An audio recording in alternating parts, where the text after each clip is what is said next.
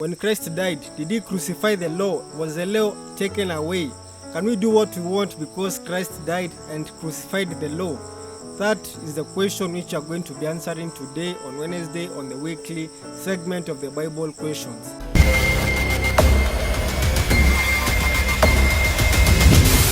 So friends, I've heard this argument so many times. Most people saying that the law was done away with when Christ died on the cross.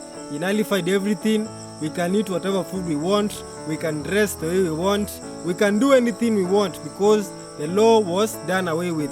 And that is a very famous argument amongst evangelicals and Protestants today, and even Catholics. I've heard people quote this verse which says, "We are saved by grace, not by works alone." So it says that we are saved by grace alone. We don't need the law. We are just by grace. We just live by grace, and that's all it takes. There is no need for the law. The law has been done away with, so let's do what we want. Let me give an example. If today you are overspeeding your car, you are going to a place, then all of a sudden you hear a police car trailing you behind telling you, "Hey, stop." Then it clicks your mind, it tells you, "Wow, I've been overspeeding." Then when you stop, the police officer comes to your window, he knocks and he tells you, "Hey, why have you been overspeeding?" And you tell him, "Officer, I have to be at work. Either I'm going to be fired or I'm going to the hospital. I have an emergency." And whatever excuse you tell him, he tells you, I've forgiven you. Don't do that again."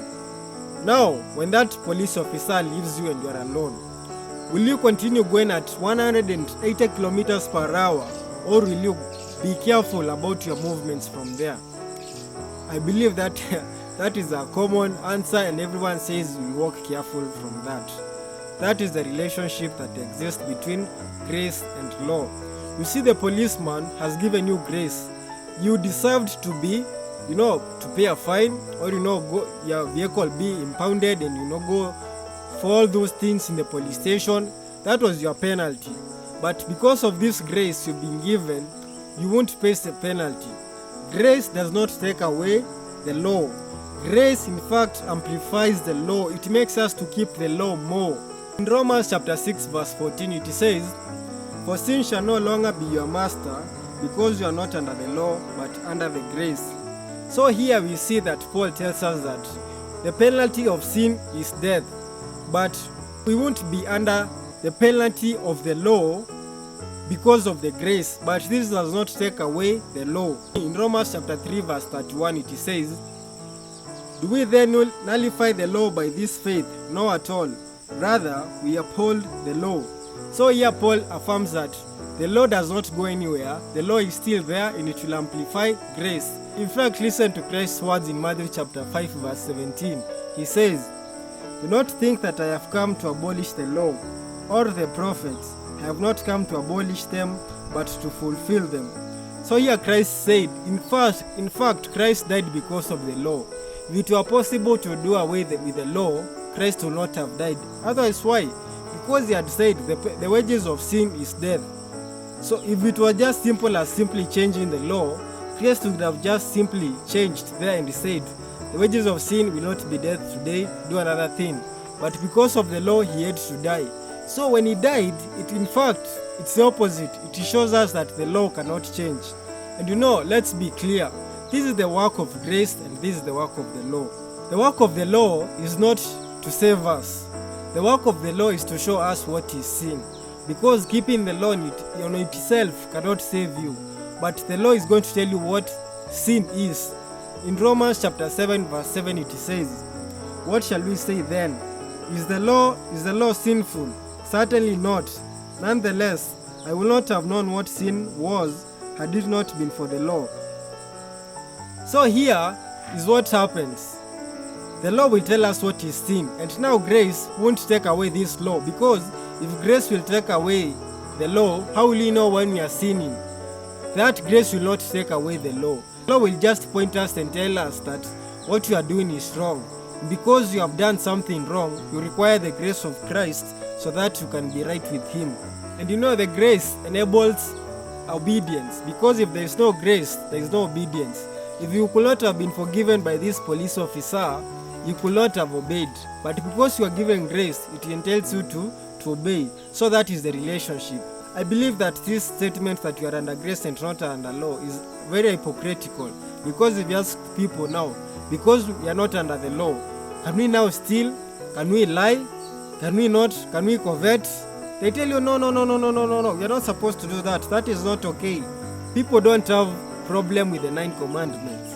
They have only the problem with one commandment, which is the Sabbath commandment.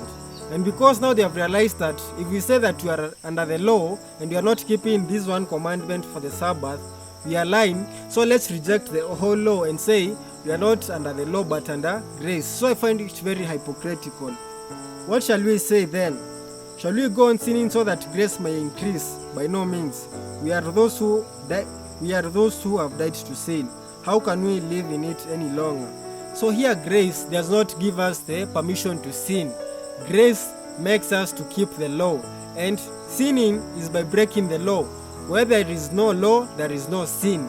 So if we break the law, that's when we've sinned. And you see, there is the perfect harmony between grace and law. Grace does not nullify the law, nor does the law nullify grace. These things work in together. Anyone tells you that the 10 commandments are not binding today and we are not supposed to keep them, and they have been done away with, or we are supposed to eat whatever food that comes away, we are supposed to be drinking, we are supposed to be wearing the way we want, we are just supposed to be living that way, he's lying to you, friend. Grace does not exempt you from the law. In fact, grace amplifies you to keep the law. So, for my friends who are so liberal today in the church, they are dressing the way they want. You know, they have earrings on their ears, they have tattoos, you know, they are wearing miniskirts, and you know, they are drinking, you know, they are doing all these kind of vile things because they are saying we are under grace but not under the law. They are simply lost. Grace does not nullify the law. It makes you to obey the law. And the people who are keeping the law on it itself, saying, I will dress right, no, do everything right, without looking at the grace of Christ, you are also lost. Here we have our Muslim friends who are keeping Sharia, you know, they have Zakah, they have charity, but they are not looking at the grace of Christ. They are equally lost as well. That's all for Wednesday. If you found this video helpful, like, comment, share to your friends. I'm sure they'll find this video helpful, and it will also help in the algorithm. So I'll see you next Wednesday for another biblical question. So until next time, stay safe and I'll see you. Bye bye.